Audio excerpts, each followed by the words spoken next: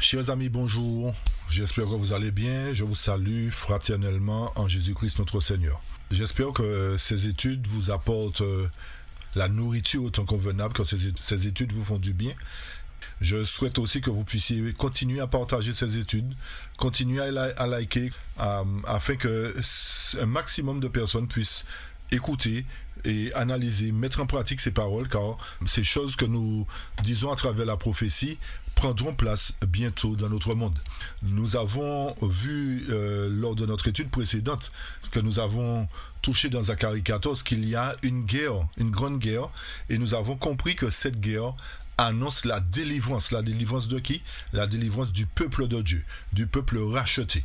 Et nous avons vu que suite à cette guerre, et nous allons le voir encore aujourd'hui, suite à cette guerre, il y aura ce qu'on appelle le nouvel ordre mondial. Vous avez compris que la guerre va donner place à ce nouvel ordre mondial et aussi à la loi du dimanche.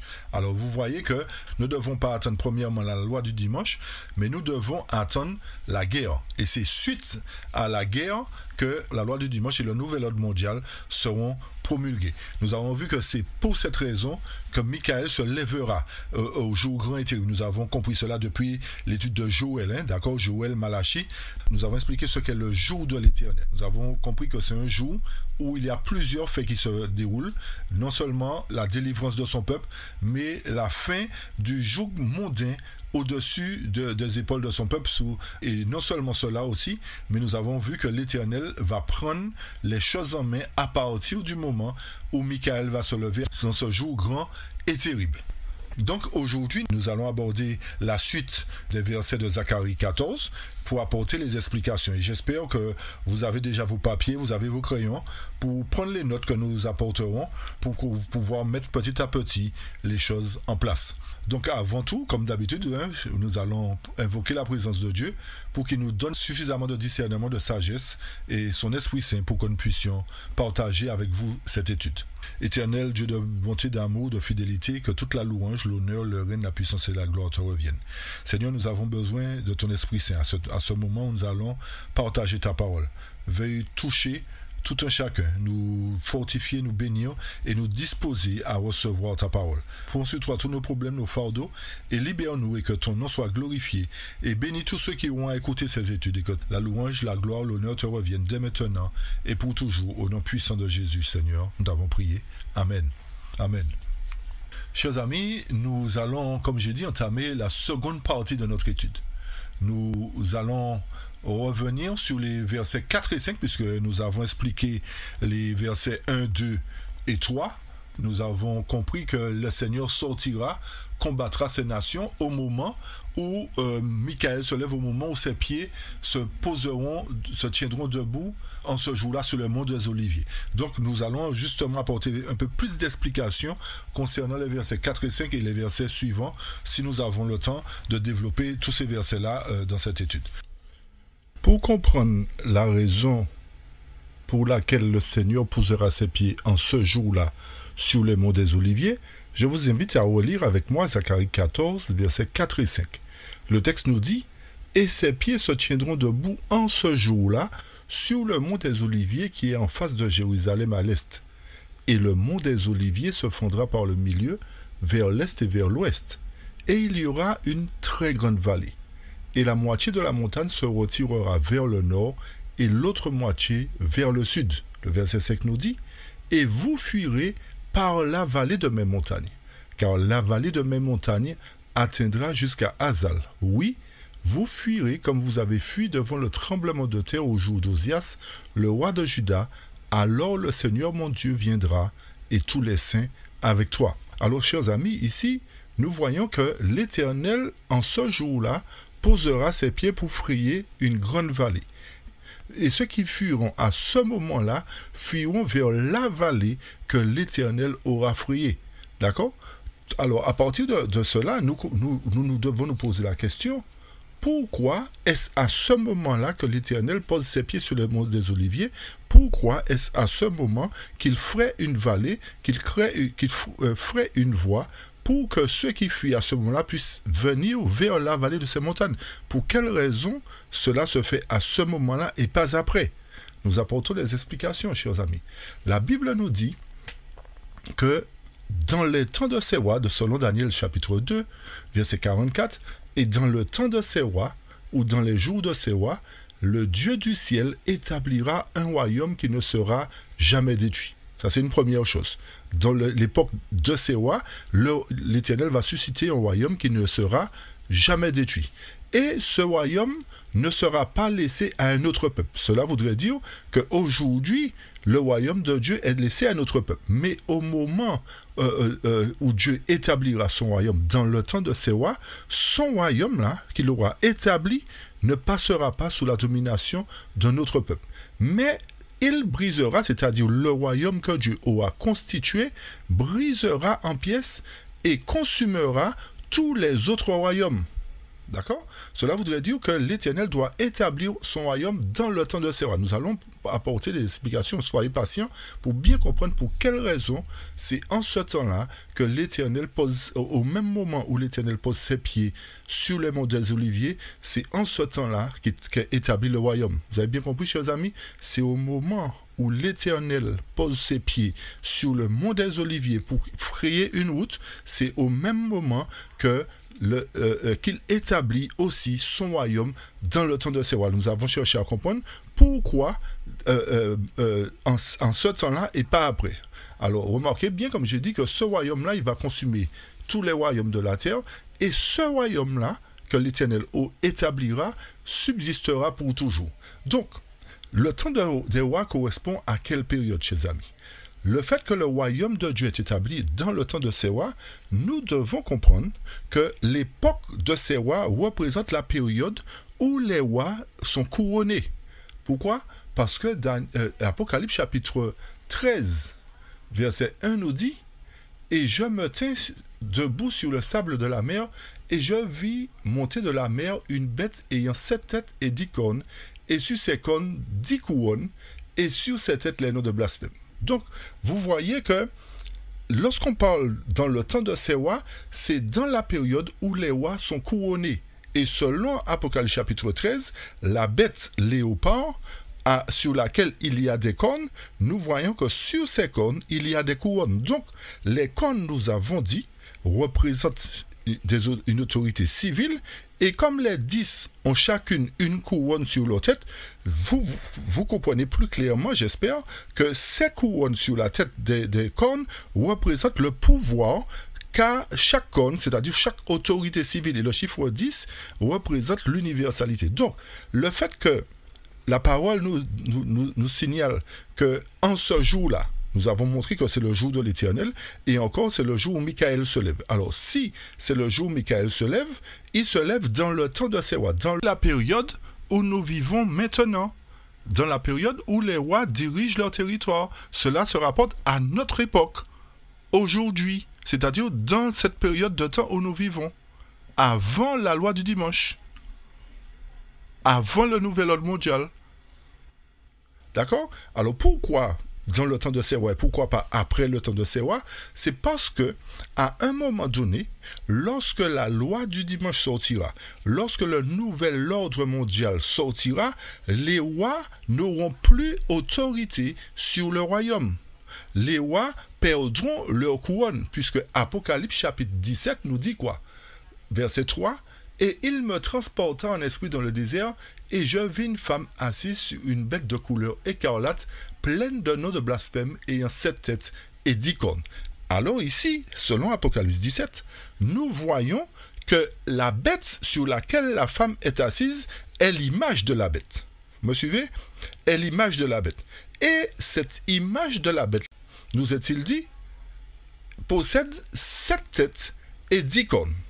Mais vous remarquerez qu'il n'y a pas la notion des cornes couronnées. Les cornes couronnées sont représentées dans Apocalypse chapitre 13. Alors, ceci sous-entend que lorsque la femme sera assise sur la bête, cela signifie que le système politico-religieux sera établi. Et lorsque le système politico sera établi, les rois perdront leur couronne. Et c'est pour cette raison que l'Éternel doit préparer son royaume avant que les rois ne perdent leur couronne, avant que la femme s'assied sur la bête. Encore une fois, avant que le système politico-religieux ne s'assied sur le monde, ne domine la bête. C'est-à-dire, le fait que la femme s'assied sur la bête montre que c'est le système de la loi du dimanche, le système du nouvel ordre mondial. Alors, quand on revient à la question pourquoi dans le temps de Sewa, ou pourquoi maintenant et pourquoi pas après, c'est parce que lorsque les rois perdront leur couronne, ils perdront aussi le pouvoir de régner sur leur territoire, par rapport au fait que ce sera un gouvernement mondial. Qui dit gouvernement mondial dit qu'il y aura un seul dirigeant et qu'il sera le conducteur, il dominera à ce moment-là tous les royaumes du monde. Vous comprenez, chers amis, ce que je dis? S'il y a un seul gouvernement mondial, les dirigeants du monde ne peuvent pas avoir les couronnes, puisqu'ils ne sont pas maîtres, ils ne seront plus maîtres de leur territoire, ils ne seront plus maîtres de leur État. Et c'est pour cette raison que l'Éternel permet que son royaume soit formé avant que ces dirigeants-là perdent leur couronne, parce qu'à ce moment-là, au moment où ils perdront leur couronne, ce sera l'image de la bête qui sera en évidence. D'accord? Alors pour illustrer cela, pour que vous puissiez bien comprendre cela, nous allons remonter dans le temps entre 538 et 1798. Rappelez-vous que lorsque la papauté a pris le pouvoir, qu'est-ce qui s'est passé? La papauté a déposé des rois. C'est-à-dire que la papauté avait autorité sur les rois. La papauté décidait pour les rois. C'est-à-dire que si la papauté disait que tel roi est déchu, le roi était déchu. S'il disait que tel roi devait faire telle chose, le roi devait obéir. Rappelez-vous Henri IV. Henri IV s'est présenté pieds nus devant la papauté en plein hiver pour implorer le pardon de la papauté. Pourtant, Henri IV c'était un roi, chers amis. Mais tout ceci pour nous montrer que le fait que le pouvoir politico-religieux conduit par Rome entre 538 et 1798 dominait le monde, ceci sous-entend que les rois n'avaient plus le pouvoir, ils n'avaient plus leur couronne. Donc, vous comprenez mieux, j'espère que lorsque cette image sera formée, c'est-à-dire quelque chose qui ressemble à Rome, un système politico-religieux semblable à celui de Rome, lorsque ce système dominera à nouveau, les 10 couronnes qui ont leur couronne n'auront plus de couronne. Vous comprenez? Et c'est pour cette raison que Michael va se lever dans le temps de ses rois et que selon Zacharie 14, il posera ses pieds en ce jour-là, c'est-à-dire dans le temps de ses rois, dans la période où les rois font la guerre encore, où ils ont leur territoire en main, ils ont possession de leur territoire puisqu'ils font la guerre pour se battre, pour défendre leur cause.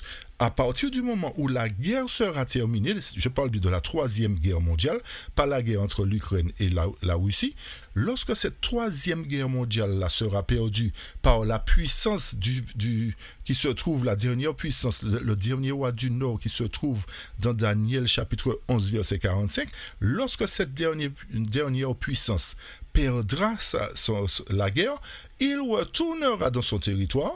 Et à partir de ce moment-là, mettra en place avec le protestantisme ce qu'on appelle la loi du dimanche.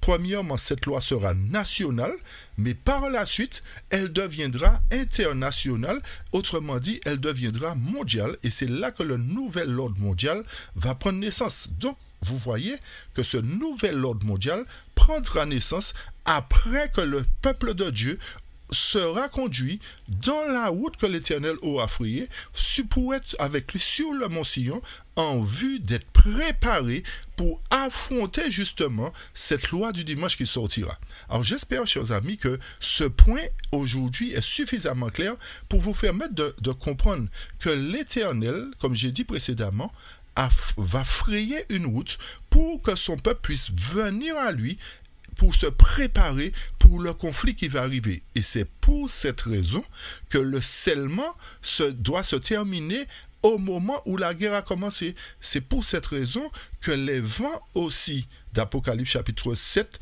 sont retenus tant que les rois ont leur couronne, jusqu'à ce que les serviteurs de Dieu soient scellés. Parce qu'après le moment où les rois perdront leur couronne, il sera trop tard pour se préparer. Vous comprenez, chers amis, tout le cheminement qui doit se faire?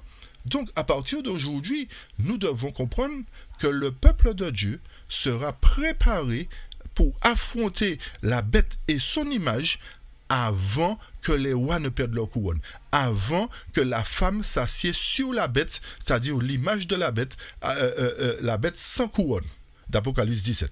Ok, chers amis? Et rappelez-vous encore l'histoire de Rome. C'est la même histoire qui se répétera puisque nous avons compris que les États-Unis marchent sur les pas de Rome et produiront les mêmes méfaits. Et sinon, ce sera beaucoup plus à plus grande échelle. Ce sera mondial cette fois-ci et ce sera beaucoup plus terrible parce que la Bible nous dit que ce sera un temps de détresse tel qu'il n'y en a jamais eu sur la terre. Alors à partir de ce point, vous analysez, vous comprenez plus clairement que la raison pour laquelle l'Éternel pose ses pieds sur le mont des Oliviers, c'est pour que son peuple puisse remonter vers lui, comme j'ai dit tout à l'heure, non seulement pour être préparé, mais pour être en sécurité. À quel moment? Lorsque les fléaux tomberont par la suite. Ok, chers amis? Il y a plusieurs raisons pour lesquelles Michael se lève. Il y a plusieurs raisons pour lesquelles, dans Zacharie 14, versets 3 et 4, que l'Éternel va poser ses pieds pour frayer une route. Ok?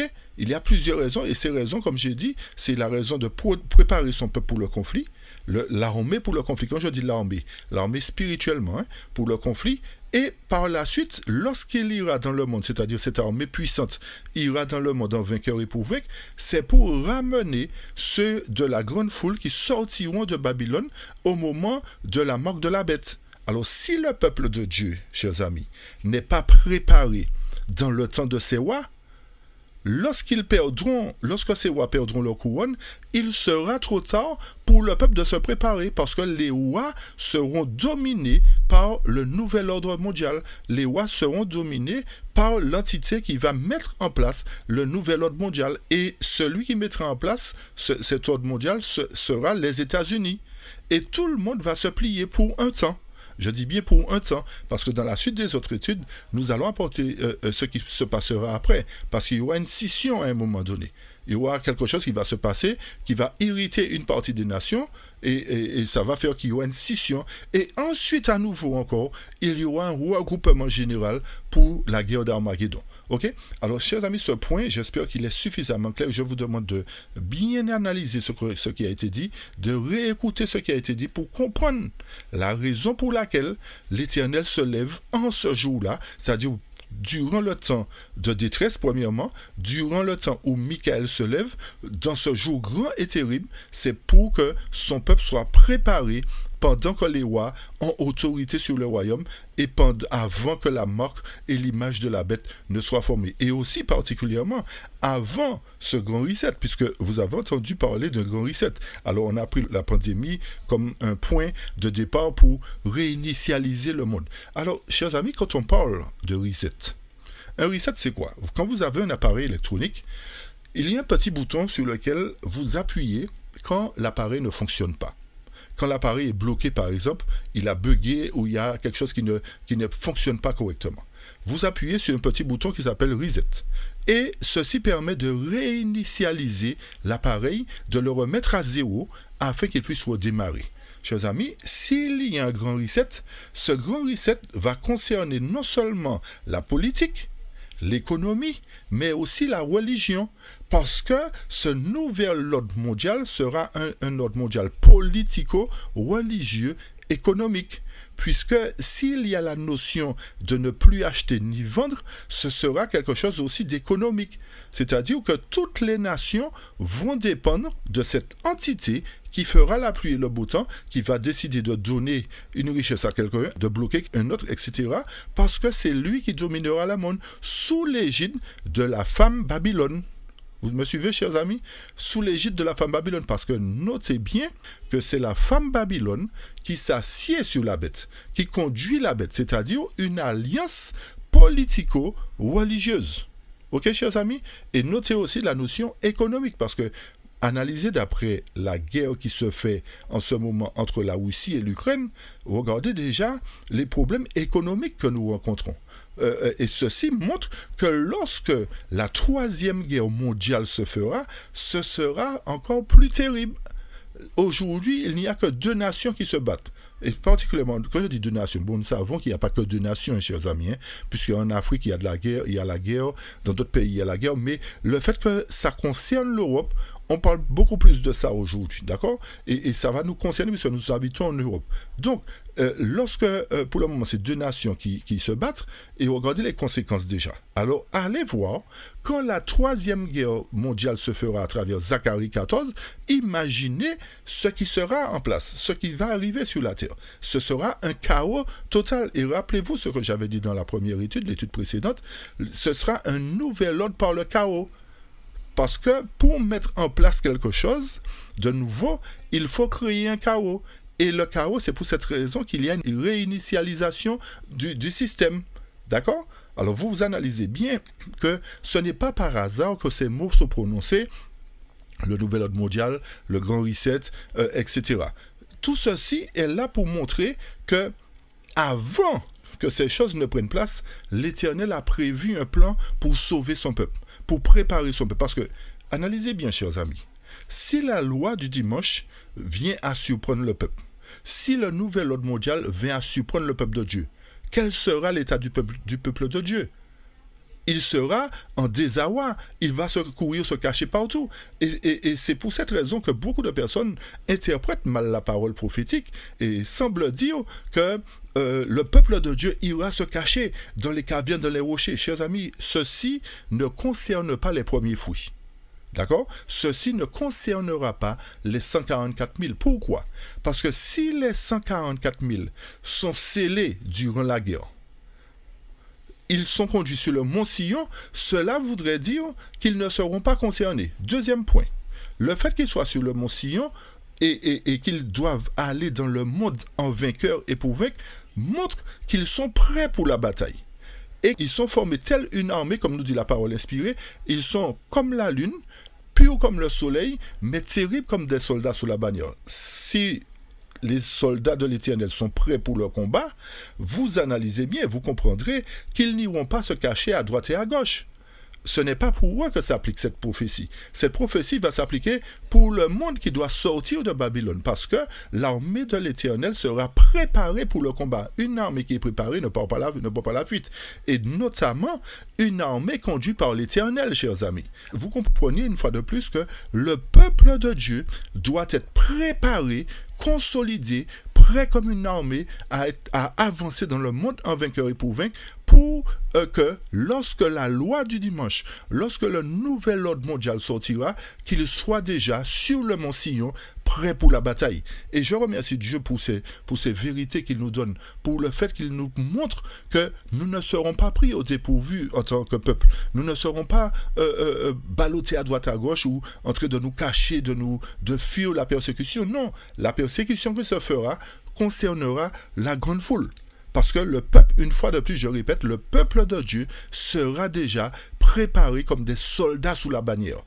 Ok, chers amis? Alors, j'espère que ce point est clair et j'apporte les autres précisions concernant justement la voie que l'Éternel va frayer pour nous permettre de le rejoindre sur le mont Sion. Parce que si l'Éternel a dit que nous devrions le rejoindre sur le mont Sion, il va créer la voie. Et le fait, premièrement, qu'il pose ses pieds sur les monts des Oliviers montre qu'il y a déjà une route qui est frayée. Alors, le reste des textes vont appuyer, vont confirmer effectivement que l'Éternel va mettre en place un plan pour que son peuple puisse monter vers lui et être à ce moment-là une bannière pour le monde, une bannière pour les peuples qui viendront, qui entendront le grand cri lorsque la marque de la bête sera promulguée. Ils seront en mesure de dire, nous montons avec vous, nous allons avec vous au mont Sion, parce que nous avons compris que l'Éternel est avec vous. Alors, ce qui est important aussi de retenir, chers amis, c'est que l'Éternel n'est pas pris au dépourvu.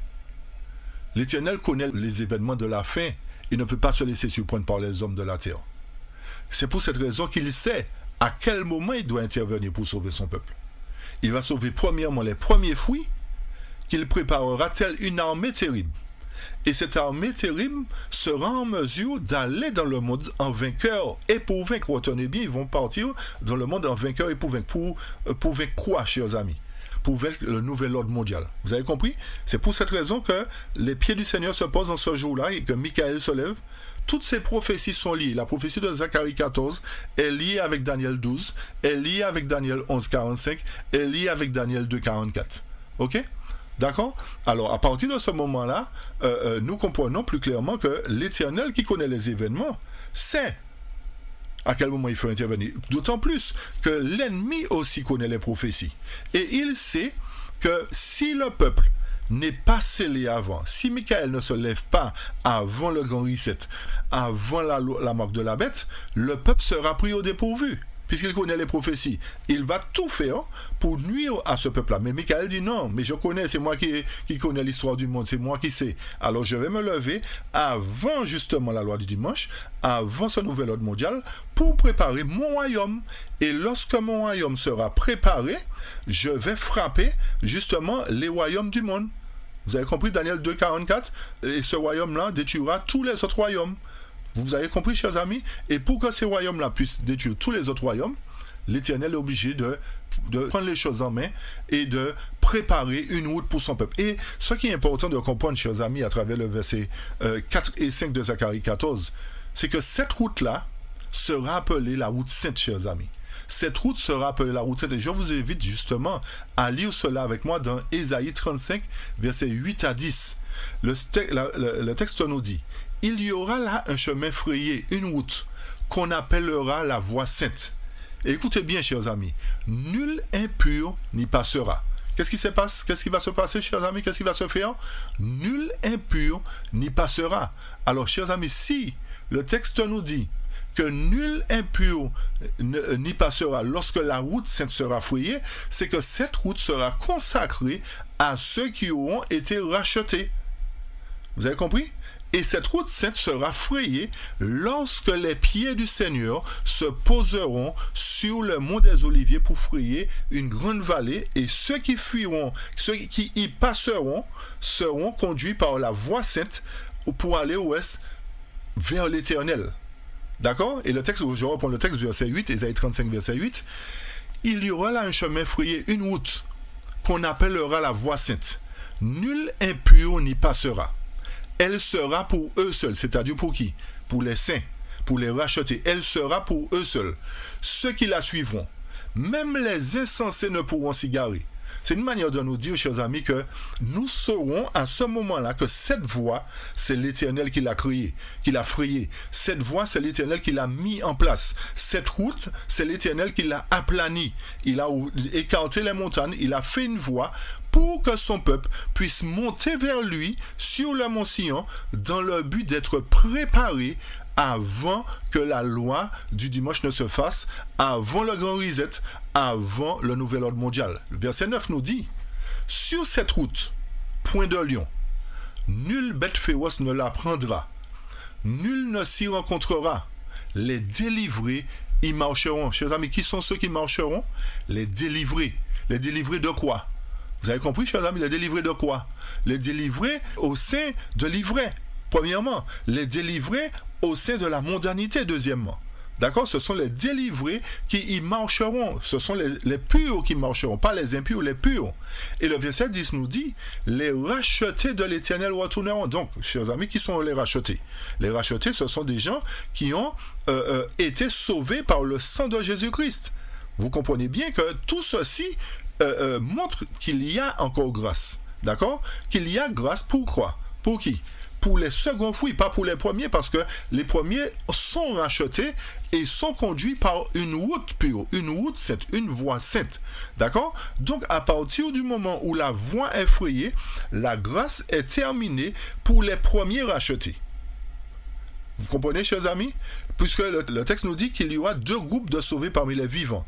Et ensuite, les morts qui ressusciteront se joindront aux vivants. Donc, les rachetés, les premiers rachetés, les premiers fruits passeront par la voie sainte, passeront par le chemin que l'Éternel aura frayé dans Zacharie 14, versets 4 et 5. Et à partir de ce moment-là, l'Éternel va ramener son peuple vers lui. Les rachetés, verset 10 de l'Éternel, retourneront. Ils iront où, chers amis? Le texte nous dit: ils iront à Sion. Vous avez compris? où se trouve l'Éternel avec les 144 000 sur le mont Sion. Ils iront à Sion avec des chants de triomphe. Une joie éternelle couronnera leur tête. L'allégresse et la joie s'approcheront, la douleur et les gémissements s'enfuiront. Cela voudrait dire qu'à partir du moment où l'Éternel ferait la route, pose ses pieds sur le mont des Oliviers, il y a l'allégresse et la joie. La douleur a disparu, les gémissements ont disparu parce que le peuple de Dieu sera en compagnie de l'Éternel. L'Éternel les accompagnera sur la voie sainte pour les conduire vers lui sur le mont Sion. Alors tout ceci nous montre que cet événement de Zacharie 14 est prémillénaire, chers amis. C'est un événement qui va se passer avant les 1000 ans et avant le retour de Jésus et particulièrement avant la loi du dimanche. D'accord, chers amis? Et remarquez bien, nous allons toucher maintenant la deuxième application. Et pour pouvoir comprendre la deuxième application, je vous invite justement à lire le premier écrit, page 53 avec nous. Et faites bien attention au paragraphe. Le texte nous dit: puis à la fin des 1000 ans, Jésus avec les anges et tous les saints quittera la sainte cité, et alors qu'il descendra avec eux sur la terre, les méchants ressusciteront. Faisons une pause. Chers amis, cette deuxième application n'a rien à voir avec Zacharie 14, puisque dans le contexte de Zacharie 14, il y a une guerre où toutes les nations sont impliquées et remarquez bien que nous ne sommes pas encore à l'époque des 1000 ans. Les 1000 ans ne sont pas encore passés. Nous sommes encore à un moment où l'Éternel rachète son peuple. Donc, vous voyez que dans le livre que nous lisons, nous n'avons pas encore touché le passage qui nous dit ça, hein, mais c'est une manière d'expliquer que la deuxième application se situera après les 1000 ans. D'accord? Et le texte poursuit et nous dit: ceux qui l'ont percé le verront revenir dans toute sa gloire avec les saints anges et avec les anges et les saints, et se lamenteront à cause de lui. Ils verront les stigmates occasionnés par les clous dans ses mains et dans ses pieds, ainsi que la cicatrice de la lance qui a percé son côté, qui perça son côté. Ces stigmates seront sa gloire. Écoutez bien, c'est à la fin des 1000 ans que Jésus se posera sur le mont des Oliviers et que celui-ci se partagera en deux pour former une immense plaine. Ceux qui s'enfuient à ce moment-là sont les méchants qui viennent de ressusciter. Alors, la sainte cité descendra du ciel et se posera sur la plaine. Chers amis, il est important d'analyser le contexte. Le contexte de premier écrit nous ramène après les 1000 ans. D'accord? Et le texte nous fait comprendre que c'est après les 1000 ans que les pieds du Seigneur se poseront sur les monts des Oliviers. Et nous avons montré dans Zacharie 14 qu'il y a une application qui se passe avant les 1000 ans. Donc, qu'est-ce qui nous fait dire ça, qu'il y a une double application? Premièrement, parce que dans la guerre de Zacharie 14, c'est à ce moment-là que l'Éternel se dresse. D'accord? C'est à ce moment-là que l'Éternel ferait une route pour son peuple. S'il ferait une route pour son peuple, c'est qu'il y a grâce. D'accord? Deuxièmement, dans Zacharie 14, il n'est pas fait mention de saints qui quittent la cité. Il n'est pas fait mention de saints qui descendent du ciel. D'accord? Les saints ne descendent pas du ciel. Les saints fuient vers la vallée de ces montagnes. D'accord? Tandis que dans le contexte de premier écrit, les saints descendent du ciel. Alors que la cité descend, ils descendent avec la cité. Et le texte nous dit de premier écrit que les méchants ressuscitent. Dans le contexte de Zacharie 14, il n'est pas fait notion de résurrection. Ok? Il n'est pas fait notion non plus de Jésus qui revient.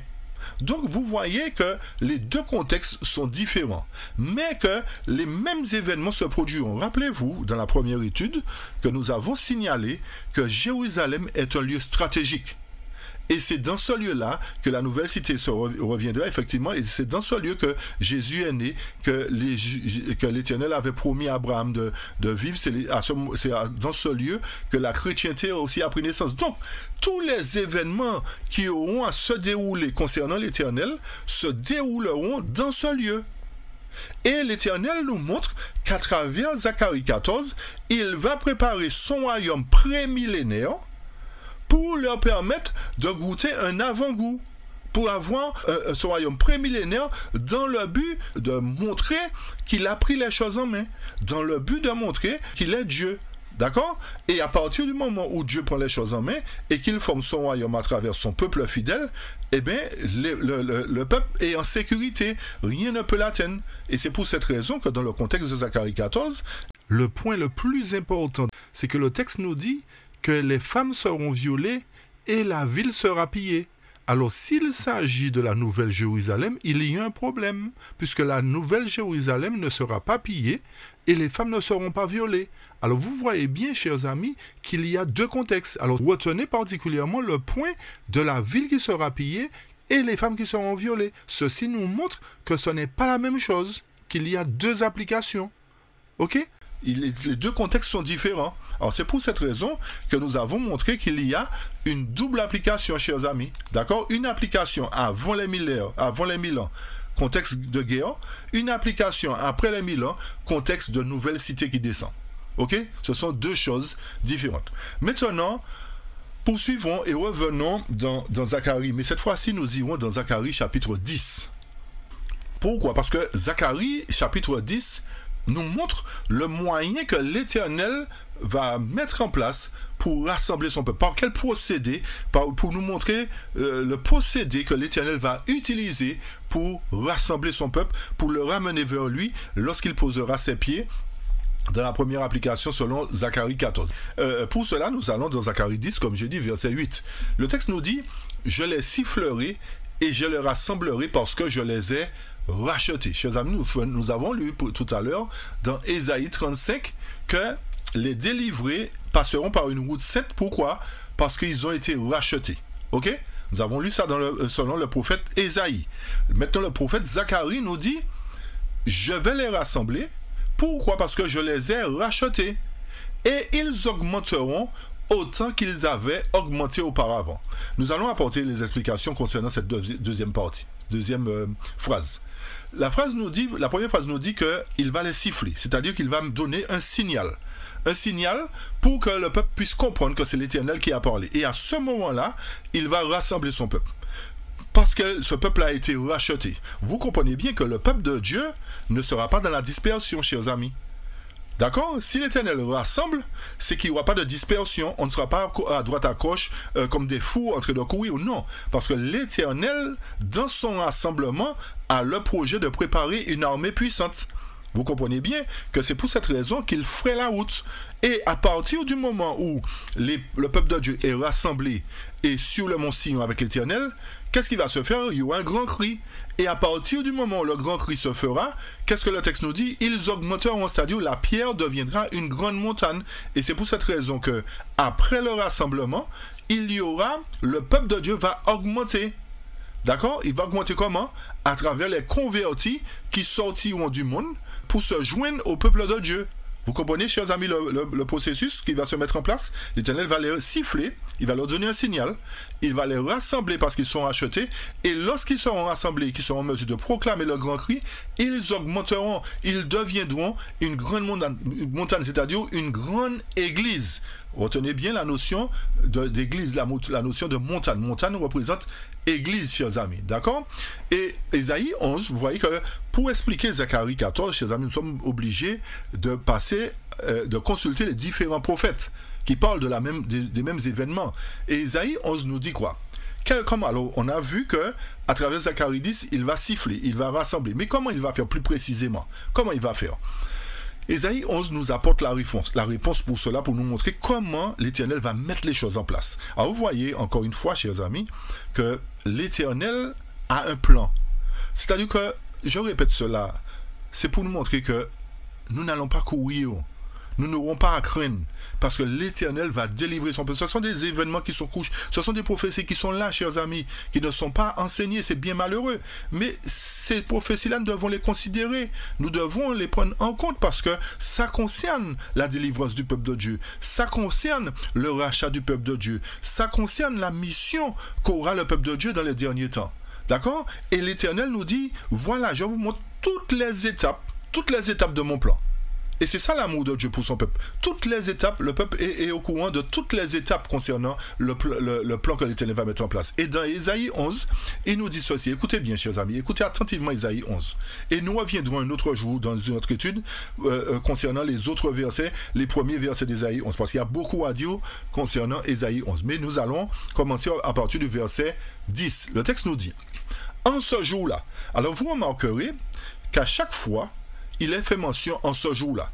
Ce jour-là, nous avons dit, pour le répéter, représente le jour grand et terrible de l'Éternel que nous avons lu dans Malachie, dans Joël, et que nous retrouvons dans Ésaïe, dans Zacharie, dans Michée, etc. D'accord? Ce jour représente le temps, le moment où l'Éternel prendra les choses en main. Le moment où Michael se lève, le moment où l'Éternel va poser ses pieds sur les monts des Oliviers.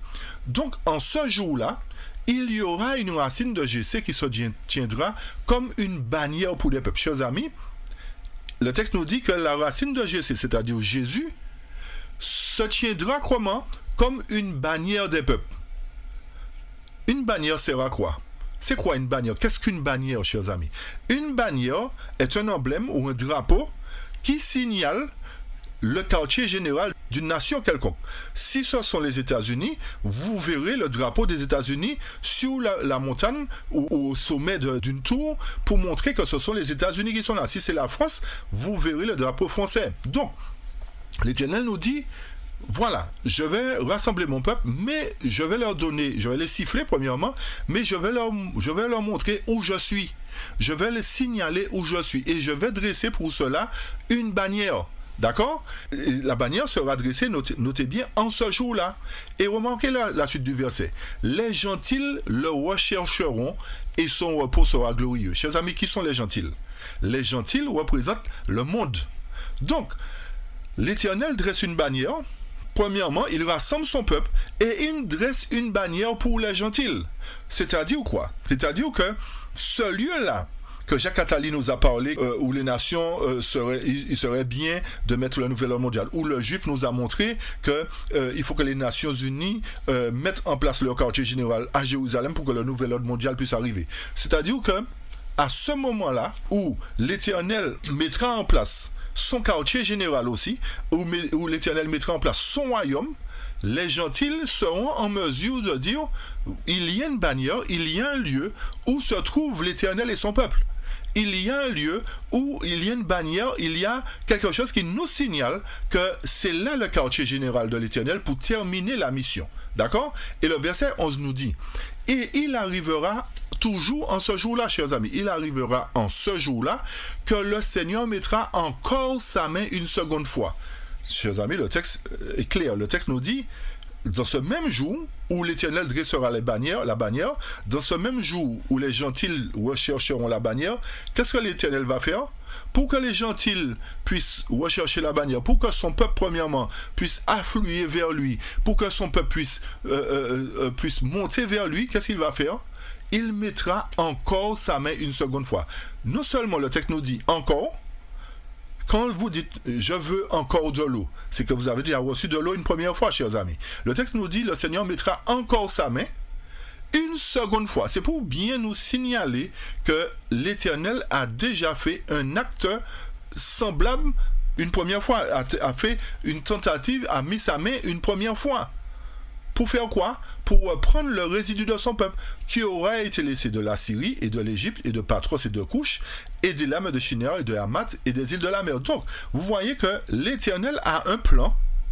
Non seulement il va siffler son peuple en ce jour-là, il va dresser une bannière pour les gentils, mais il va encore mettre sa main une seconde fois pour prendre le reste de son peuple, chers amis. Le reste de son peuple.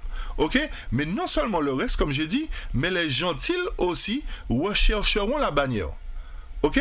Puisque le verset 12 nous dit ceci. Et il érigera une bannière pour les nations et assemblera les exilés d'Israël et réunira les dispersés de Juda des quatre coins de la terre. Donc, chers amis, à travers Ésaïe 11, nous voyons que l'Éternel a un projet de frayer une route et de mettre une bannière pour que non seulement son peuple puisse venir vers lui, mais aussi que les gentils le recherchent. Et à partir du moment où les gentils rechercheront l'Éternel, son repos sera glorieux. Donc, vous voyez que l'Éternel dévoile ses plans à travers les prophètes et nous ne pouvons pas interpréter les paroles prophétiques comme nous le voulons ou ne pouvons pas attendre simplement la loi du dimanche alors que l'Éternel a prévu qu'avant que la loi du dimanche ne sorte, qu'il rassemble son peuple, chers amis. D'accord? Donc, continuons au verset 13 et suivant d'Ésaïe 11. Et il nous dit à partir de ce moment-là, verset 13, « Et la jalousie d'Éphraïm se retirera. » Alors la conjonction « et », vous remarquez à chaque fois qu'il est fait mention de « et en ce jour-là, et il arrivera, et il érigera ». Et la jalousie d'Éphraïm. Chers amis, cette conjonction, c'est une conjonction qui nous permet de faire le lien entre les différents versets. C'est-à-dire, c'est pour nous montrer que c'est dans la même action, c'est dans le même élan que toutes ces choses se font. D'accord? C'est dans le même temps, laps de temps que les choses se font. Et la jalousie d'Éphraïm se retirera, c'est-à-dire, en ce jour-là, au moment où l'Éternel va frayer une route, en ce jour-là, il n'y aura plus de jalousie entre Éphraïm et Juda. Cette jalousie sera... alors, je reprends le texte. Et la jalousie, Éphraïm se retirera, et les adversaires de Juda seront retranchés. Éphraïm ne sera plus en vue de Juda, et Juda ne contrariera plus Éphraïm. Verset 14, « Mais ils voleront sur les épaules des Philistins vers l'ouest, ils pilleront ensemble ceux de l'est, ils poseront leurs mains sur Édom et Moab, et les enfants d'Ammon leur obéiront. » Donc, quand on parle des Philistins et Édom et tout ça, ce sont les inconvertis, chers amis. Les Philistins, rappelez-vous dans le temps, dans le type, c'était des inconvertis. Édom, ce sont des inconvertis. Moab et tous ces gens-là, ce sont des inconvertis. Donc, nous voyons que le peuple de Dieu, à un moment donné, va voler sur les épaules des Philistins. Nous allons donner les explications un peu plus tard, ou dans une autre étude concernant ce verset. Nous poursuivons au verset 15. « Et le Seigneur détruira complètement la langue de la mer d'Égypte. » Remarquez encore la conjonction, hein, chers amis, le « et ». Et le Seigneur, c'est-à-dire dans la même action, dans le même temps. Qu'est-ce qui va se faire en ce jour-là? Le Seigneur détruira complètement la langue de la mer d'Égypte et il secouera sa main sur le fleuve de son vent puissant et il le frappera en 7 ruisseaux et fera traverser les hommes à pied sec. Ici, nous voyons que l'Éternel va faire quoi? Il va dessécher la langue de la mer d'Égypte. Et il va secouer sa main sur le fleuve pour que son vent puisse séparer ce fleuve-là, la mer d'Égypte, en 7 ruisseaux. Et le texte nous dit que les hommes le traverseront à pied sec. Ça ne vous rappelle pas quelque chose, chers amis? Ça ne vous rappelle pas l'histoire d'Israël? Lorsqu'Israël est sorti d'Égypte, l'Éternel n'a pas ouvert la mer en 7 canaux, mais l'Éternel a ouvert la mer d'Égypte. L'Éternel a ouvert la mer et les enfants d'Israël ont pu traverser à pied sec. L'Éternel nous dit dans Ésaïe 11, en ce jour-là, c'est-à-dire au temps de la fin, au moment où Michael se lève, au moment où suite à la guerre, qu'est-ce qu'il va faire? Il va ouvrir la mer. Il va ouvrir la mer pour que les hommes puissent traverser à pied sec. Chers amis, la question que je vous pose, est-ce que vous avez la foi pour croire en ce chapitre d'Ésaïe? Est-ce que vous avez suffisamment de foi pour croire que l'Éternel a un plan pour établir son peuple? Certainement que vous entendez ça pour la première fois. Mais est-ce que c'est une invention? Non. Puisque c'est le prophète Ésaïe qui le dit. Ce sont les prophètes de la Bible qui l'attestent. Ce ne sont pas des inventions, chers amis. Ce sont des choses, des prophéties qui sont là pour nous qui vivons la fin des temps. Et écoutez bien le verset 16. C'est là la clé, le verset 16.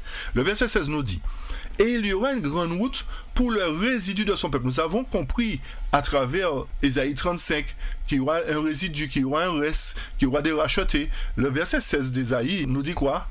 Il y aura une grande route pour le résidu de son peuple. Chers amis, le reste. D'accord? Le reste de quoi? Le reste de la moisson, c'est-à-dire ceux qui ont été moissonnés. Il y aura une route pour eux. Il y aura une route pour le reste de son peuple qui sera resté de l'Assyrie. Et comme cela, écoutez bien, je reprends. Et il y aura une grande route pour le résidu de son peuple qui sera resté de l'Assyrie, comme cela était pour Israël au jour qu'il remonta du pays d'Égypte. Chers amis, ce texte est fort. Ça, c'est la clé. Le texte nous dit qu'il y aura une route pour le résidu de son peuple, le reste. Mais non seulement le reste, mais nous savons que par la suite, la grande foule montera aussi dans ce lieu. Puisque si le texte d'Apocalypse nous dit, d'Apocalypse 18, dit de sortir de Babylone, c'est pour aller où? On ne peut pas demander à la grande foule de sortir de Babylone s'il n'y a pas un lieu où ils seront conduits. Parce que rappelez-vous que toute la terre, à ce moment-là, sera sous l'influence du nouvel ordre mondial. Si toute la terre est sous l'influence du nouvel ordre mondial, et que l'Éternel a préparé un lieu, c'est qu'il y aura un lieu où ils pourront y aller. Vous comprenez, chers amis? Et si l'Éternel n'a pas préparé ce lieu à l'avance, nous serons pris au dépourvu. Mais comme l'Éternel, c'est lui qui connaît l'histoire du monde, il a pris les devants avant que Satan ne prenne devant. Et il a préparé une voie pour nous. Vous comprenez la situation, chers amis? Donc, l'Éternel est en train de nous dire, le fait que j'ai préparé la voie avant que la loi du dimanche ne sorte, avant que le nouvel ordre mondial soit établi, je ferai une route. Et le texte, ce qui est important de comprendre, chers amis, comme j'ai dit, c'est la clé. Le texte nous dit, comme cela était pour Israël au jour où qu'il remonta du pays d'Égypte. La question que je pose, avez-vous la foi, chers amis? Ou avez-vous cru que, ou croyez-vous que ce qui s'est passé pour Israël, c'était une histoire d'enfant, un conte de fées? Ou croyez-vous que c'était une réalité? Chers amis, si cela était une réalité pour le type, pour les enfants d'Israël, Ésaïe 11 nous dit que cela sera aussi une réalité pour le reste de son peuple, puisque si ça s'est accompli pour Israël lorsqu'il remonta d'Égypte, l'Éternel n'a pas perdu de sa puissance. L'Éternel n'a pas perdu de son pouvoir, puisque rappelez-vous que il y aura un grand reset, chers amis. Et comme l'Éternel ne veut pas que nous puissions prendre part à ce grand reset, il ferait une route, il délivre son peuple avant que les fléaux ne tombent. Donc, l'Éternel a un projet de délivrer son peuple, et pour cela, il ferait une route, il ouvre la mer, une nouvelle fois, une seconde fois. Rappelez-vous au verset 11 d'Ésaïe 11. Ésaïe 11, 11 nous dit que le Seigneur mettra encore sa main une seconde fois. Et le verset 16 nous dit comment il va faire? Il va ouvrir la mer. Le verset 15 et 16 d'Ésaïe 11 nous dit, voilà, il va ouvrir la mer. Comme il a fait, il va faire une route comme il avait fait pour Israël d'antan. Chers amis, l'Éternel nous fait comprendre que pour que nous puissions être avec lui, il faut que nous ayons la foi en cette prophétie. Si nous n'avons pas la foi, nous ne ferons pas partie de ce peuple, chers amis. Ces prophéties sont là pour nous servir d'avertissement, pour nous montrer, non seulement d'avertissement, mais pour nous montrer l'amour de Dieu pour nous montrer que Dieu ne va pas nous laisser dans la dispersion, ne va pas nous laisser dans la confusion, où nous serons dans les cavernes à nous cacher. Non, l'Éternel va rassembler son peuple, il nous a dit, chers amis. Et pour continuer, le texte d'Ésaïe 27 nous dit, pour confirmer ce que nous venons de dire dans Ésaïe 11, « Et il arrivera en ce jour-là. » Alors vous voyez qu'Ésaïe 11 dit en ce jour-là. C'est pas exprès qu'Ésaïe a fait de mettre en ce jour-là. C'est parce que l'Éternel lui a dicté que c'est en ce jour-là. L'Éternel lui a montré que c'est en ce jour-là, dans le même temps, la même période de temps que les choses vont se faire. Ésaïe 27, 12 nous dit, il arrivera en ce jour-là que le Seigneur secoua depuis le lit de la rivière jusqu'au fleuve d'Égypte. C'est ce que nous venons de lire dans Ésaïe 11. Et il nous dit quoi? Et vous serez rassemblés un par un, qui sait, ô vous, enfants d'Israël. Chers amis, pour quel Israël ça va s'accomplir? Israël spirituel. Vous vous rappelez ce que le juif disait?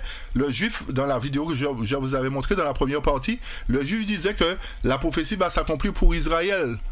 Il pense que c'est pour Israël d'antan, c'est-à-dire pour Israël qui vit en Palestine en ce moment. Non. Comme j'ai dit, cette prophétie va s'accomplir pour Israël spirituel. Et le verset 13 nous dit, « Et il arrivera en ce jour-là qu'on sonnera de la grande trompette. Et ceux qui étaient prêts à périr dans le pays d'Assyrie et les exilés dans le pays d'Égypte viendront et adoreront le Seigneur au Sémon à Jérusalem. » Alléluia. Le Seigneur nous dit, dans ce même temps, dans le moment où je vais rassembler mon peuple, dans le temps où je vais les faire monter sur le mont Sion, dans ce temps-là, il y aura une grande trompette qui sera sonnée. C'est quoi la grande trompette, chers amis? Lorsqu'on parle de trompette, on parle de message. Lorsqu'on parle de trompette, on parle d'avertissement. Donc, le texte nous fait comprendre qu'il y a non seulement une trompette, mais une grande trompette. Donc, vous voyez bien que lorsque le peuple sera racheté, il y aura une grande trompette ou encore un grand cri. Pour qui, chers amis? Pour ceux qui étaient prêts à périr dans le pays d'Assyrie. Nous avons montré que le pays d'Assyrie représente la mondanité, le monde christianisé. Donc, le monde, quand vous voyez le nouvel ordre mondial, quand vous voyez la loi du dimanche sera mise en place par un monde christianisé. christianisé, chers amis. Donc, le fait que la grande trompette sera sonnée pour ceux qui étaient prêts à périr dans le pays d'Assyrie montre que le grand cri sera proclamé pour permettre à la grande foule de sortir de ce faux système christianisé qui sera en place lors de la loi du dimanche. Et qu'est-ce qui va se faire? La suite du texte nous dit, et les exilés dans le pays d'Égypte viendront et adoreront le Seigneur au Saint Mont à Jérusalem. Donc vous voyez que il y a la notion d'Assyrie, il y a la notion d'Égypte, chers amis. Ok? Donc vous voyez qu'il y a une notion d'adoration qui se mettra en place à Jérusalem. Et c'est pour cette raison que nous devons croire que cette prophétie se réalisera non pour le monde, mais pour le peuple de Dieu, parce que c'est là que l'adoration reviendra. C'est là que la nouvelle cité reviendra. C'est là que Jésus est monté au ciel. Donc c'est au même endroit que l'adoration reprendra à travers les exilés, à travers les rachetés, que l'Éternel ramènera à Sion par la route sainte, chers amis. Alors vous voyez que l'Éternel ne peut pas nous laisser la loi du dimanche arriver sur nous sans qu'il ne mette en place un plan. Ok, chers amis? Et Jérémie 31 nous dit, « Car ainsi parle l'Éternel, poussez des cris de joie sur Jacob, éclatez d'allégresse à la tête des nations. Élevez vos voix, chantez des louanges et dites, Éternel, délivre ton peuple, le reste d'Israël. » Et le verset 8 nous dit, « Voici, je les ramène du pays du septentrion, c'est-à-dire du pays du nord. Je les rassemble des extrémités de la terre, les 4 points cardinaux. Parmi eux sont criés l'aveugle et le boiteux, la femme enceinte et celle en travail. C'est une grande multitude qui revient ici. » Donc, à travers Jérémie encore, nous voyons que l'Éternel a le projet de rassembler son peuple. Non seulement le reste, mais tous les exilés d'Israël. Tout le peuple, c'est-à-dire les premiers fruits et les deuxièmes fruits. L'Éternel a un projet. Encore une fois, nous devons avoir la foi dans les projets de l'Éternel et nous devons faire tout notre possible pour faire partie de ce peuple-là qui sera avec lui sur le mont Sion. Et le verset 10 de Jérémie 31 nous dit ceci, « Nation, écoutez la parole de l'Éternel. » L'Éternel s'adresse maintenant aux nations. Il leur dit, écoutez ceci, écoutez. Et publiez-la dans les villes. C'est-à-dire, non seulement vous allez écouter, mais vous allez proclamer ceci. Et dites quoi? Celui qui a dispersé Israël le rassemblera. C'est-à-dire que l'Éternel a donné une nation une mission. Une mission de proclamer et de faire savoir au monde que l'Éternel va rassembler ceux qu'il a dispersés. C'est-à-dire que, rappelez-vous Jacques nous disait, Jacques 1 nous disait qu'il saluait les 12 tribus dispersées à travers le monde, qu'il saluait le peuple de Dieu dispersé à travers le monde. L'Éternel dit aux nations, avertissez mon peuple, dites-leur que je vais les rassembler et que je vais les garder comme le berger garde son troupeau. Donc, à ce moment-là, au moment où l'Éternel va rassembler son peuple, il gardera son peuple comme un berger. Rappelez-vous de David, chers amis. David est un berger, un super berger. L'Éternel, donc, sera un super berger. Pourquoi? Parce que lorsque les lions venaient attaquer le troupeau, David s'en prenait aux lions, s'en prenait aux ours. Il n'avait pas peur d'affronter les bêtes féroces. Donc, l'Éternel nous dit qu'il y aura des bêtes féroces dehors. Il y aura le dragon, la bête et le faux prophète dehors. Je vais vous protéger de ces gens-là parce que sinon, ils vont vous ravir, ils vont vous détruire. Et comme je serai le bon berger, je vais vous rassembler, je vais vous mettre dans un pâturage. Et à ce moment-là, les ennemis qui viendront, je vais me charger d'eux. Je vais en prendre soin. Je vais prendre soin de ces méchants-là qui voudront vous assaillir. Et l'Éternel nous dit que aucun malheur n'arrivera sur ta tête, aucun fléau n'approchera de nous, chers amis. Donc, à partir du moment où l'Éternel rassemble son peuple, à partir du moment, suite à la perte de la guerre par les États-Unis, l'Éternel rassemble son peuple, l'Éternel prépare son peuple. Et le verset 11 de Jérémie 31 nous dit, car l'Éternel rachète Jacob. Jacob, c'est qui? Le père des 12 tribus. D'accord? Il le délivre de la main d'un plus fort que lui. Qui est plus fort, qui est censé être plus fort que les 12 tribus, chers amis? La bête et le faux prophète, puisque la bête dit, qui est semblable à moi et qui peut me combattre? Donc, vous voyez que l'Éternel dit, écoute, bête, écoute.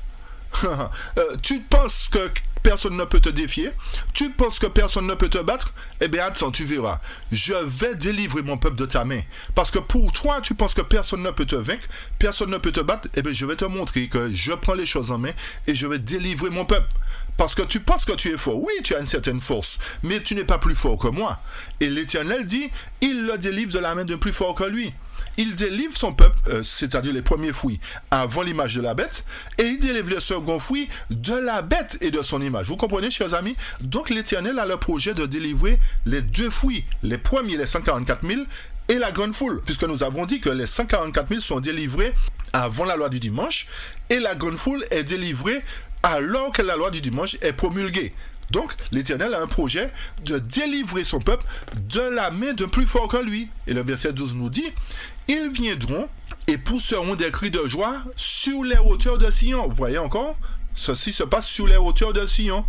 Ils accourront vers les biens de l'Éternel, le blé, le moule, l'huile, les brebis, les bœufs. Leur âne sera comme un jardin arrosé et ils ne seront plus dans la souffrance. Ça ne vous rappelle pas Joël 2, chers amis? Le chapitre de Joël 2 que nous avons expliqué déjà. Le blé, le mou, l'huile leur sera accordée. Les brebis et les bœufs seront comme un jardin arrosé. C'est-à-dire qu'il y aura une sérénité. Il y aura une paix, personne ne sera dans la souffrance. Pourquoi? Parce que l'Éternel aura établi son royaume à travers ses premiers et ses seconds fruits. Ils seront là, protégés des fléaux. Pourquoi? En attendant que l'Éternel revienne sur les nuées des cieux. Donc l'Éternel a un grenier où il va emmagasiner tout le grain qu'il aura récolté, les premiers grains, les premiers fruits, et les deuxièmes fruits. Donc, vous voyez bien que l'Éternel ne peut pas, encore une fois, laisser son peuple dans la dispersion. Pourquoi? Parce que sinon son peuple allait subir les assauts de l'ennemi. Et nous revenons dans Zacharie 8, qui nous dit ceci. Ainsi dit le Seigneur des armées. C'est pas Zacharie qui parle, c'est Dieu qui parle. Ainsi dit le Seigneur des armées, j'ai été jaloux pour Sion d'une grande jalousie, et j'ai été jaloux pour elle d'une grande fureur. Ainsi dit le Seigneur, je suis retourné à Sion. Si le texte nous dit, je suis retourné à Sion, c'est que j'étais parti de Sion, chers amis. Mais l'Éternel nous dit, je suis retourné à Sion. C'est-à-dire, je gère les choses, je vais gérer là. Je suis retourné dans mon territoire, le lieu que j'avais choisi. Et je demeurerai au milieu de Jérusalem. C'est l'Éternel qui parle, n'oubliez pas. C'est pas Zacharie. L'Éternel dit, je suis retourné. Si l'Éternel retourné, c'est parce qu'il était parti. Il retourne à Sion et il va demeurer au milieu de Jérusalem. Et Jérusalem sera appelée quoi? La ville de vérité. Aujourd'hui, est-ce que Jérusalem est appelée la ville de vérité, chers amis? Non. Jérusalem n'est pas appelée la ville de vérité. Et Jérusalem est censée être appelée une ville de paix. Elle sera appelée ville de vérité lorsque l'Éternel retournera à Sion, lorsque Michael se lèvera, lorsque les pieds du Seigneur se poseront ce jour-là sur le mont des Oliviers pour frayer une grande route. Il ramènera son peuple vers le grenier où ce lieu sera appelé la ville de vérité. Et non seulement Jérusalem sera appelée la ville de vérité, et la montagne du Seigneur des armées, la montagne sainte. Donc, l'église de Dieu à travers la montagne, rappelez-vous, chers amis, selon Daniel chapitre 2, qu'il y a une pierre qui frappe la statue, une pierre qui se détache d'une montagne, qui frappe la statue et devient une grande montagne. Donc, la montagne du Seigneur représente l'église de Dieu. Et c'est pour cette raison que nous revenons encore, juste une parenthèse pour montrer que la montagne, dans la prophétie, représente une église, c'est-à-dire une organisation. D'accord? Une organisation. Et la montagne du Seigneur des armées, la montagne sainte. Donc, le mont Sion sera saint. L'église de Dieu, la communauté de croyants que Dieu aura rassemblée, sera appelée une montagne sainte, une église sainte. Et verset 4, ainsi dit le Seigneur des armées, il y demeurera encore des hommes âgés, des femmes âgées dans les rues de Jérusalem, et chacun son bâton à la main à cause de son grand âge. Et les rues de la ville seront remplies de jeunes garçons et de filles jouant dans ces rues. Donc, pendant le rassemblement, il y aura des personnes âgées, il y aura des enfants, il y aura tout le monde. Mais l'Éternel va prendre soin de ces gens-là, va les régénérer, et nous allons toucher cela dans une autre étude. Hein. L'Éternel nous dit qu'il y aura une régénération, quelque chose qui va se faire avant son retour. Donc, nous allons toucher cela dans une autre étude. Nous avançons, chers amis, dans la suite de l'étude. Nous avançons, nous retournons dans Zacharie 14. Alors nous faisons Zacharie, Ésaïe et Jérémie, d'accord? Zacharie, Ésaïe, Jérémie. Vous voyez que ces prophètes-là ont la même vision des choses, ont la même pensée et ont eu la même révélation, on va dire, d'accord?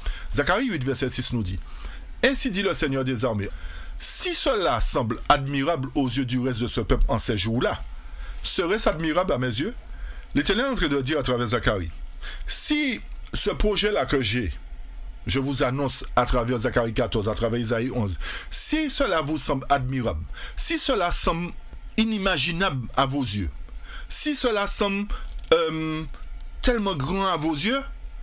Chers amis, l'Éternel est en train de dire, non, mais pour moi, c'est rien ça. Hein?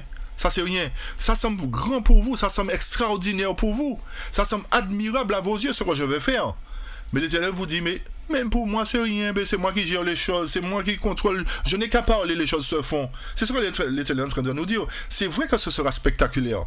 Chers amis, la sortie d'Égypte pour Israël n'était pas spectaculaire. Qui c'est qui avait déjà vu une mer s'ouvrir en deux? Personne. C'était spectaculaire. L'Éternel nous dit, ce que je vais faire bientôt sera aussi spectaculaire. Vous n'avez jamais vu la mer s'ouvrir en 7 canaux? Vous n'avez jamais vu poser mes pieds et puis qu'une montagne s'aplanisse? Eh bien, vous allez voir ça. Je vais vous montrer que c'est moi qui gère les choses. Je vais vous montrer que je viens au milieu de mon peuple avec toute ma puissance. Et je vais manifester ma puissance dans ce lieu-là. Et non seulement dans ce lieu-là, je vais faire rayonner ma gloire dans le monde afin que cette Babylone-là puisse tomber à travers mon peuple. Et le verset 7 nous dit, ainsi dit le Seigneur des armées, voici je sauverai mon peuple du pays de l'Est et du pays de l'Ouest, c'est-à-dire les deux blocs, l'Est et l'Ouest. Les deux blocs, l'Éternel va sauver son peuple de toutes les contrées du monde. Et verset 8 nous dit, et je les amènerai et ils demeureront, où est-ce, chers amis, au milieu de Jérusalem. C'est là le quartier général de l'Éternel. Et ils seront mon peuple et je serai leur Dieu en vérité et en droiture.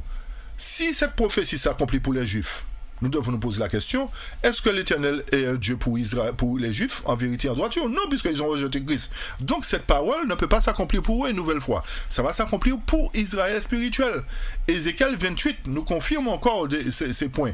Ézéchiel 28, versets 25 et 26 nous dit, ainsi dit le Seigneur Dieu, quand j'aurai rassemblé la maison d'Israël du milieu des peuples où ils sont dispersés, je serai sanctifié en eux à la vue des païens. Ah, chers amis, le texte est fort. Le texte nous fait comprendre que les païens sauront que c'est l'Éternel qui a rassemblé son peuple. L'Éternel sera sanctifié à ce moment-là à la vue des païens. C'est-à-dire les païens verront que l'Éternel est là. Ils verront la manifestation de l'Éternel. Ils verront que l'Éternel avait un peuple. Ils verront que Dieu était Dieu. Ils verront que Dieu n'était pas une fable, que ce n'était pas une spéculation, qu'il existait vraiment. Alors, qu'est-ce qui va se passer? Le texte nous dit, ils demeureront sur la terre que j'ai donnée à mon serviteur Jacob. Amen. L'Éternel dit, le peuple qu'il va racheter, le peuple qu'il va rassembler, le peuple qui était dispersé, je vais les rassembler et aux yeux des païens, je serai sanctifié et je vais montrer que ce peuple-là que j'ai rassemblé, je vais les mettre dans le lieu que j'avais donné à mon serviteur Jacob, que j'avais promis à Abraham et Isaac, etc. Et que le verset 26 nous dit, et ils demeureront en sécurité et bâtiront des maisons et planteront des vignes. Ils demeureront en assurance quand j'aurai exécuté des jugements contre ceux qui les auront méprisés. Vous avez compris, chers amis? Le peuple de Dieu vivra en sécurité à quel moment? Quand l'Éternel aura exercé ce jugement contre qui? Contre ceux qui les auront méprisés. Alors vous voyez bien que l'Éternel, à travers le lieu qu'il va préparer pour son peuple, qu'il va aussi faire quoi? Exécuter son jugement sur qui? Sur Babylone et son armée, sur les inconvertis. Alors, et l'Éternel nous dit que quand je vais faire ça, mon peuple sera en sécurité. Lorsque les jugements vont tomber sur ceux qui vous ont méprisé, vous serez en sécurité pendant ce temps-là. D'accord? Alors le texte nous dit que pour la suite, quand j'aurai exécuté des jugements contre tous ceux qui les auront méprisés tout autour d'eux, et ils sauront que je suis le Seigneur, leur Dieu. À partir de ce moment-là, on pourra dire l'Éternel est roi sur toute la terre. L'Éternel est Dieu parce que l'Éternel va sanctifier son nom à travers son peuple. D'accord? Et les païens sauront que l'Éternel était Dieu. Et à ce moment-là, les païens vont subir le jugement de Dieu parce que, en contrepartie. Pourquoi? Parce que les fléaux vont tomber sur eux. L'Éternel a un plan. L'Éternel nous dit justement, lorsqu'il va nous rassembler dans le lieu qu'il aura préparé dans Zacharie 8, il nous dit, il arrivera que comme vous étiez une malédiction parmi les nations, aux maisons de Juda et maisons d'Israël, c'est-à-dire les 12 tribus, ainsi je vous sauverai et vous serez une bénédiction. Donc vous voyez, chers amis, qu'à partir du moment où l'Éternel va rassembler son peuple sera une bénédiction. Et il nous dit, ne craignez pas, mais que vos mains soient fortes. Ce sont ici les choses que vous ferez.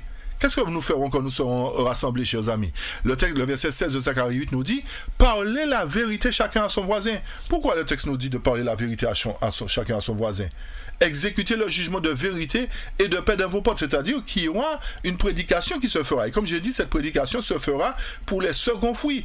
Dites la vérité, c'est-à-dire à partir du moment où je vous aurai racheté, à partir du moment où je vous aurai rassemblé, vous ne serez plus en malédiction pour le monde, mais vous serez une bénédiction pour le monde. Et lorsque vous parlerez de la vérité chacun à son voisin, ils viendront vers vous. Et le verset 17 nous dit, et ne laissez personne parmi vous méditer dans vos cœurs le mal contre son voisin, et n'aimez pas le faux serment, car toutes ces choses car ce sont ces choses que je hais, dit le Seigneur. Donc, à travers Zacharie 8, nous voyons que l'Éternel va rassembler son peuple, et à partir du moment que son peuple sera rassemblé, il sera aussi une bénédiction. Et à partir du moment où il sera une bénédiction, il parlera de la vérité, chacun à son voisin. Et toujours dans Zacharie 8, cette fois-ci verset 20 et suivant, ainsi dit le Seigneur des armées, il arrivera encore que viendront des peuples et des habitants de beaucoup de villes. Ils viendront où, chers amis? Ils viendront où? Ils iront vers où? Vous comprenez bien que l'Éternel érigera une bannière. Rappelez-vous d'Ésaïe 11. L'Éternel a une bannière qu'il a dressée. Et les nations verront la bannière. Ils se tourneront vers la bannière. Le texte nous dit, il arrivera encore que viendront des peuples et des habitants de beaucoup de villes. Et qu'est-ce qui va se faire? Qu'est-ce qu'ils vont dire? Et les habitants d'une ville iront alors disant, allons promptement prier devant le Seigneur et rechercher le Seigneur des armées. J'irai aussi. C'est-à-dire que les habitants du monde entendront la proclamation de l'évangile. Ils entendront la grande trompette. Ils entendront le grand cri.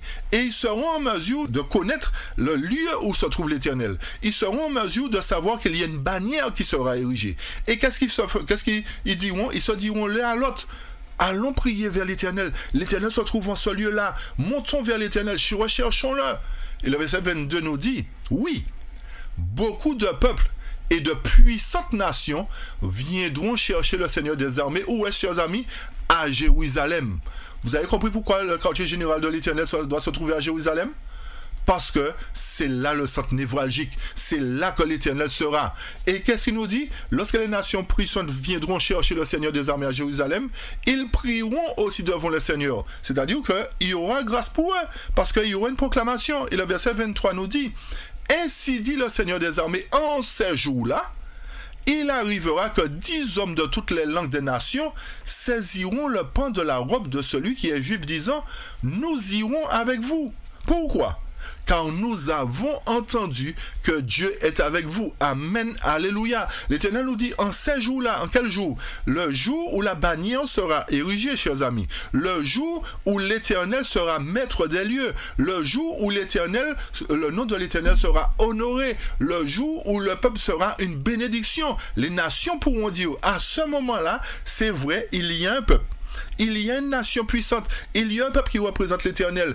Et le fait que le texte nous dise que il arrivera que 10 hommes de toutes les langues des nations saisiront le pan de la robe de celui qui est juif, c'est-à-dire que le 10 représente l'universalité. Le monde entier, la grande foule qui sortira de toutes les nations du monde seront en mesure de dire, voilà, saisissons le pan de la robe de celui qui est juif. Mais notez, chers amis, celui qui est juif là, n'est pas le juif qui se trouve en Palestine, hein, mais c'est le juif qui est circoncis du cœur, pas circoncis du sexe, mais circoncis du cœur, chers amis. Vous comprenez bien que cette circoncision dont nous parle la parole, c'est une transformation du cœur. Vous comprenez bien, et c'est pour cette raison que les nations seront en mesure de dire, suivons ces vrais chrétiens-là, suivons ceux qui sont vraiment circoncis du cœur, suivons vraiment ceux qui ont eu une transformation. Et qu'est-ce qu'ils diront? Nous irons avec vous. Pourquoi? Car nous avons entendu que Dieu est avec vous. Est-ce qu'aujourd'hui, chers amis, le monde peut dire que Dieu est avec nous? Mais nous déshonorons l'Éternel. Nous offensons l'Éternel par notre comportement. Nous déshonorons Dieu. Le monde ne peut pas dire que Dieu est avec nous aujourd'hui parce que nous ne montrons pas que Dieu est avec nous. Nous n'avons pas l'assurance que Dieu est avec nous. Nous faisons des choses qui jettent le discrédit sur Dieu. Mais l'Éternel nous dit, Alors que vous étiez en malédiction, comme je vais vous racheter, le monde saura maintenant que vous êtes une bénédiction. Et à ce moment-là, ils seront en mesure de dire, nous irons avec vous. Du moment que nous entendrons la proclamation, nous irons avec vous. Aujourd'hui, nous avons beau proclamer l'évangile. Nous avons beau faire des séminaires. Nous avons beau faire des camp meetings. Nous avons beau faire de grandes rencontres. Chers amis, le monde ne peut pas aller avec nous parce qu'ils se disent que l'Éternel n'est pas avec nous. Ils n'ont pas compris encore. Ils n'ont pas encore vu que l'Éternel est avec nous parce que notre témoignage montre que l'Éternel n'est pas avec nous. Mais lorsque l'Éternel mettra un terme à la malédiction de ce peuple, lorsque l'Éternel séparera l'ivraie du bon grain, lorsque l'Éternel séparera les pécheurs des fidèles, à ce moment-là, la gloire de Dieu resplendira sur son peuple et à partir du moment où le peuple ira en mission, proclamer le grand cri, la grande trompette, les nations seront en mesure de dire, nous irons avec vous car nous avons entendu dire que Dieu est avec vous. Et pour confirmer encore ce que je viens de dire, je vous invite à lire dans premier écrit avec moi à la page 74, le temps du rassemblement. Le texte nous dit, le 23 septembre, le Seigneur me montra qu'il avait étendu la main une seconde fois pour rassembler le reste de son peuple et que ses efforts redoubleraient pour effectuer ce rassemblement. Chers amis, l'Éternel a montré à sa servante qu'il a étendu sa main une seconde fois. Où est-ce que nous avons lu ça? Ésaïe chapitre 11. Il a étendu sa main une seconde fois et que ses efforts redoubleraient pour effectuer ce rassemblement. Donc, nous voyons qu'il y aura un rassemblement. Nous comprenons que l'Éternel ne ment pas. Nous avons la confirmation dans la Bible, l'esprit de prophétie, que l'Éternel va rassembler son peuple. Il va redoubler d'efforts pour effectuer ce rassemblement. Et le texte poursuit et nous dit, dans la dispersion, Israël fut frappé et déchiré. Aujourd'hui, Dieu guérit et rassemble son peuple. Pendant la dispersion, les efforts tentés pour répandre la vérité ont été insuffisants et n'ont produit que peu de résultats. Mais écoutez la suite et la fin.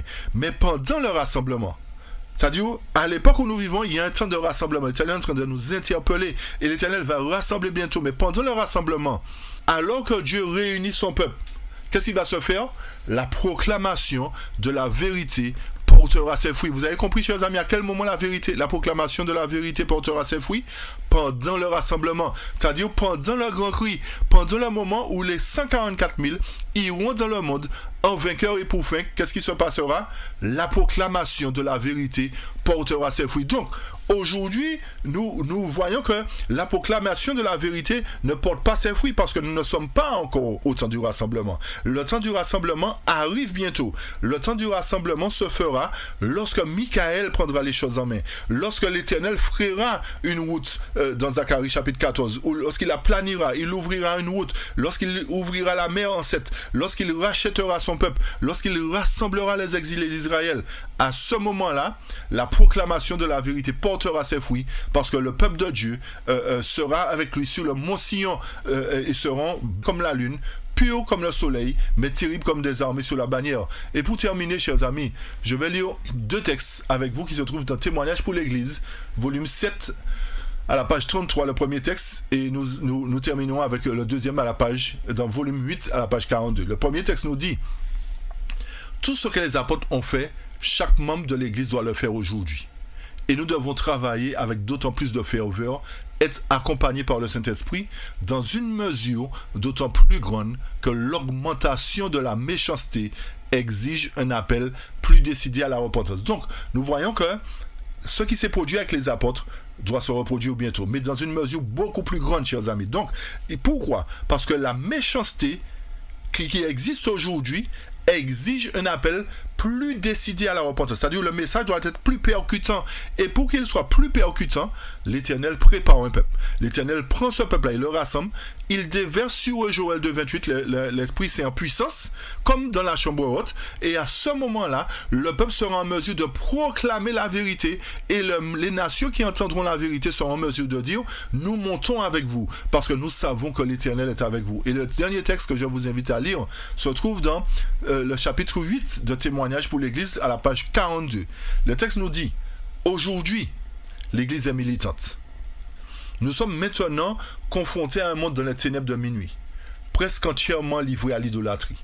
Mais le jour vient où la bataille aura été livrée, où la victoire aura été remportée. Amen, alléluia. Le jour vient, chers amis, où la bataille aura été livrée, lorsque l'Église sera triomphante. Aujourd'hui, l'Église est militante. Nous ne pouvons pas mener une bataille, parce que l'Église est militante. Si elle va dans la bataille, elle va perdre. Mais l'Éternel dit que lorsque l'Église sera triomphante, il y aura une bataille qui sera livrée. Et lorsque cette bataille sera livrée, lorsque ce grand cri sera livré, la victoire sera remportée. La volonté de Dieu doit s'accomplir sur la terre, comme elle s'accomplit dans le ciel. Alors, à ce moment-là, chers amis, alors les nations ne posséderont aucune autre loi que la loi du ciel. Je dis amen, alléluia. Je remercie Dieu pour ces vérités, pour ces prophéties qui sont couchées là depuis des années, que nous ne touchons pas. Et je souhaite, chers amis, frères et sœurs, que tout un chacun, nous puissions considérer ces prophéties, considérer ces promesses que l'Éternel a faites pour son peuple, considérer ces événements qui arriveront bientôt, considérer que l'Éternel va se lever pour prendre les choses en main. Parce que si l'Éternel ne se lève pas, chers amis, imaginez ce qui va se passer sur la terre. Vous pensez que nous allons attendre, comme j'ai dit, la loi du dimanche et le retour de Jésus? Non, l'Éternel est obligé de mettre un plan en place, parce que s'il ne met pas de plan en place, c'est pas possible, c'est pas logique, chers amis. L'Éternel est obligé de mettre un plan pour renverser la puissance de la bête et de son image, pour renverser ce système babylonien, puisqu'il nous dit qu'il y a une pierre qui va venir pour briser cela. Cela ne se fait pas à son retour. Toutes ces choses doivent trouver place dans le temps de ces rois, pas après le temps de ces rois. Vous comprenez bien pourquoi la question était posée aujourd'hui. Pourquoi maintenant? Pourquoi pas après? Parce que c'est dans le temps de ces rois, chers amis, pendant que les rois règnent. Parce que lorsque les rois ne vont plus régner, lorsque la nouvelle ordre mondiale sera mise en évidence, les rois n'auront plus le pouvoir de régner, parce que ce sera un seul gouvernement qui va diriger. Rappelez-vous qu'on n'a pas porté régner. Tous les rois de la terre se taisaient. Lorsque le gouvernement politico-religieux conduit par la papauté dominait, aucun gouvernement civil n'avait autorité. C'est la même chose qui va se produire. Et c'est pour cette raison que l'Éternel décide de préparer son peuple dans le temps de ses rois, avant que ces rois ne perdent le pouvoir. Parce que lorsque les rois perdront le pouvoir, la puissance de la bête et de son image seront mis en évidence. Et l'Éternel ne permettra pas que ces choses se fassent, parce qu'il aura mis en place un lieu, un plan pour son peuple. Chers amis, je vous invite à croire à ce plan. Je vous invite à faire partie de ce plan. Je vous invite à reconsidérer les études, à reconsidérer les prophéties qu'on vous a appris, à reconsidérer la fin des temps. Parce que le temps, effectivement, touche à sa fin. Et les signes qui se manifestent aujourd'hui nous montrent qu'il y a une grande crise qui va arriver, qu'il y aura une crise politico-religieuse, économique qui viendra. Nous voyons déjà la lueur de ces choses arriver. Alors plaise à Dieu que nous puissions être de son côté, pour que lorsqu'il nous sifflera, lorsqu'il nous donnera le signal, que nous entendions sa voix et que nous puissions monter vers la route qu'il nous aura tracée, afin que nous soyons en sécurité et que nous puissions recevoir l'onction, qui est la puissance du Saint-Esprit, pour aller accomplir la dernière mission de sauver nos frères dans le monde, et que nous puissions ensemble former une seule grande famille, un seul grand peuple. Et à ce moment, l'Éternel reviendra chercher tous ceux qui sont sauvés parmi les vivants, et ceux qui sont morts se joindront aussi à nous pour faire partie des élus, pour monter faire 1000 ans de vacances au ciel. Que l'Éternel soit béni et glorifié. Et je souhaite, chers amis, que vous puissiez continuer à partager ces études, continuer à liker, continuer à nous faire savoir que les études vous font du bien. Et si vous souhaitez justement avoir les études, n'hésitez pas à nous les demander. Vous nous écrivez sur l'adresse mail que je vous avais déjà, que vous verrez à la fin de l'étude. Vous pouvez nous écrire, chers amis, afin que nous puissions vous envoyer les études si vous les souhaitez. Que l'Éternel vous bénisse pleinement et qu'il vous garde et que son nom soit glorifié. Je vous invite à nous rejoindre pour la dernière partie, la prochaine fois, la dernière partie, où nous apporterons les explications concernant les derniers textes, les textes suivants de Zacharie 14. Alors que l'Éternel vous bénisse et soyez présents pour la prochaine étude. Amen. Amen.